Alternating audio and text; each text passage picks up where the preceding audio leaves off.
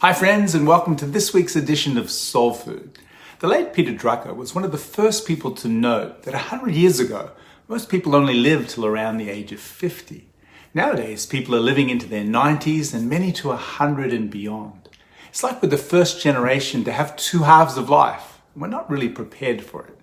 If you're 50 years of age, you may have already had 30 years of vocational contribution, your first half. You could still have another 30 years ahead of you, your second half.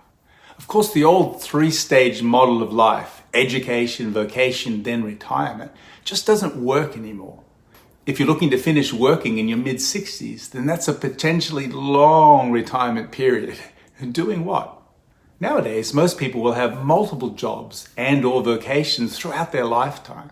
So the stages of life will probably go from education to vocation 1, to possibly some upskilling and more education before vocation 2, then extending our contribution late into life through part-time or extended voluntary work before full retirement. So I wonder where you are in your journey of life. If you're in the mid to late 40s or early 50s, there's a huge benefit in scheduling a planned halftime. In any sports game, halftime is an opportunity to pause, to catch our breath, and then to look back on the first half and think about how things are going. What's going well for you that you want to continue into the second half? What's not going so well that you want to change? Most of the time, we don't want to let the second half simply be a repeat of the first. We want to make some adjustments. In the game of life, the first half is often a time when we focus on success, whatever that may mean for us. In the second half, many people want to make a shift to significance. Our values often change, as does what has meaning for us. Of course, you don't want to have to wait till middle age to choose a life of significance. Success and significance can work together as long as we've thought deeply about what truly matters to us, beyond the noisy chatter of the culture we live in. Don't keep living your life without even thinking about it, stuck on autopilot.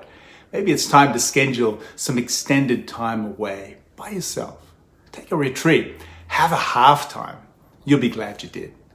Let's recap our main points. Firstly, we are one of the first generations to live long enough to have two halves of life.